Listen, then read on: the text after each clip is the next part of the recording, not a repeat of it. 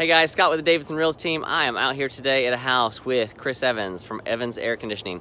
And so we're just gonna give you a couple tips on, your air conditioner. What can you do on your own to get it ready for this season as it gets warmer?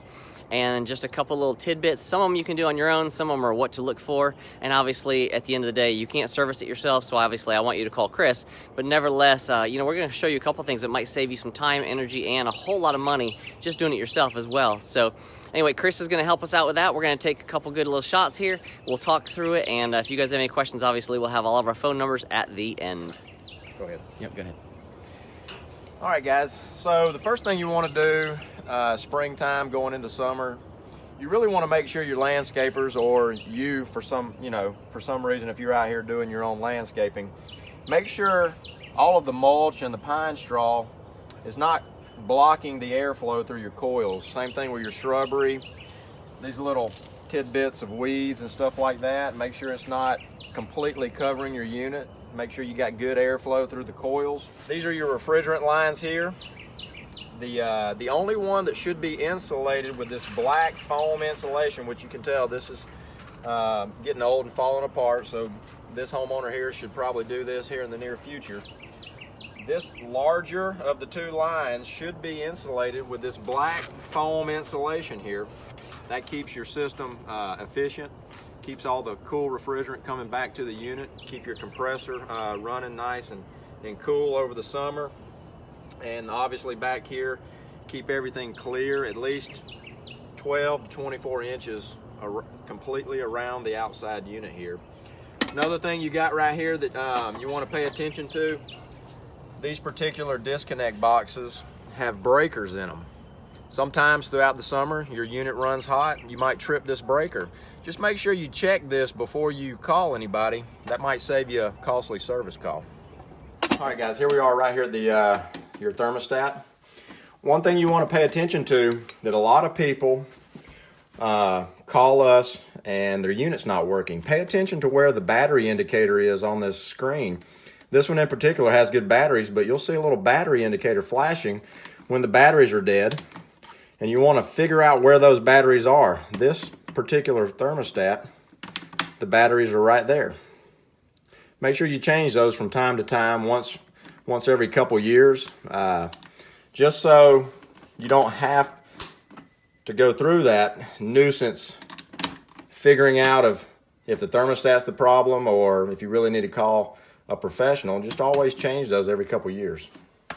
Over here, when you're up here for the first time, the number one thing that we get nuisance phone calls on is the switch that controls the gas furnace.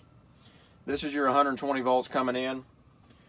People mistake this for the switch that turns the light off in the attic. So they come up here, you get your Christmas decorations, your wrapping paper, and you turn that switch off, not paying attention, then your furnace don't work.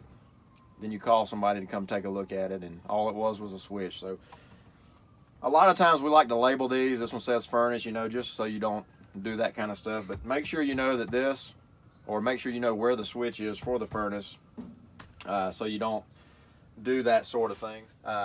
One thing to take note on your filter, the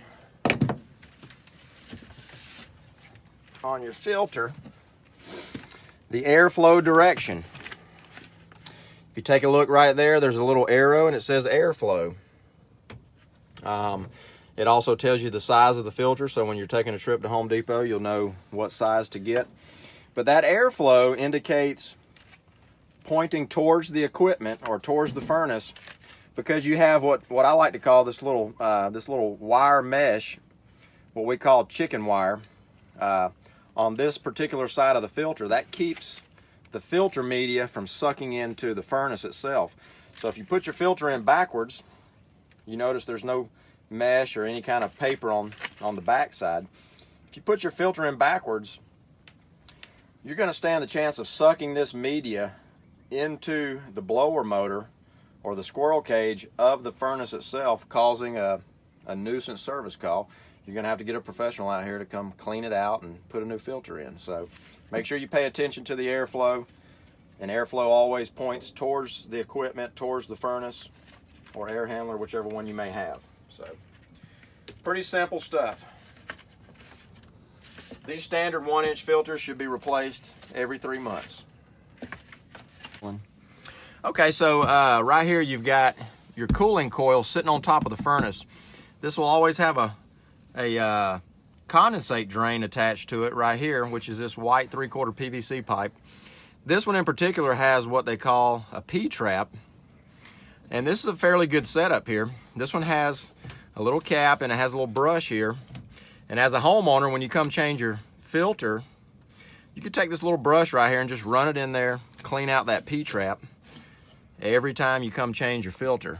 The other thing that we recommend once a year at least, or every time you change your filter, is you want to pour some white distilled vinegar in here or some bleach to keep all that gunk from building up all the way out. If you notice this drain, you're probably wondering, where does that go? That usually goes right outside at the condensers at your outside unit, and it just dumps water. A lot of people complain about that, so some of you may already know where this drain comes out because you got a swamp beside your outside unit in the summertime. But pay attention to where this comes out. Keep that clear of debris. Landscapers like to put pine straw mulch and cover this pipe up. Make sure this pipe is completely uncovered outside so it doesn't get clogged up on the end, which will back this up and run water into your drain pan down here, your auxiliary drain pan that we just spoke about. So those are a few things you need to take a look at while you're up here in your attic. All right, so the next thing when you're up here changing your filter, or you're just in the attic in general, just checking things out, pay attention to this, this metal pan that's underneath your air handler or furnace. Make sure there's no standing water. This pan here should not have any water whatsoever standing in it.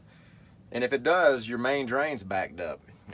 You need to have a professional out here to clear your main drain and then get all this water out for you. All right, guys, here we have a standard breaker panel in a home.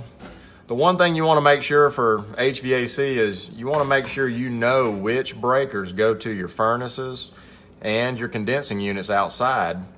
If you don't know, have somebody come over, have an electrician or have a heating and air guy label those for you. That way, in the middle of summer, in the middle of the winter, you can come over here and check your breakers, whichever ones those may be, just to make sure they're not tripped. If you got your units not working, it could be just a simple trip breaker. One thing that you want to keep in mind, though, is if breakers are tripping from time to time, you probably want to have an electrician or a heating and air guy come over here and maybe check the tightness of the wires on the breakers, make sure they're not loose and just overheating, causing it to trip, which could be a simple fix that a small fee of a service call could probably remedy that breaker tripping. Rolling whenever you want to. All right, so here we are outside, which this line here is the same exact line that we talked about in the attic where the P-trap was, where you want to pour your white distilled vinegar. This line comes out and empties right here in this particular house. So what you want to do is make sure your landscaper does not have this thing completely buried or completely under mulch. A lot of times we'll see a pipe extending that out and it'll be completely buried with mulch or dirt or even mud for that matter, which causes that line to just back up into your furnace, and you may never even know about it until you change the filter or until a professional comes out and brings it to your attention. So just make sure that drain, when you pour your white distilled vinegar every time you change your filter, just make sure it's coming out right here. Make sure you got a good wet spot. Make sure your lines are clear.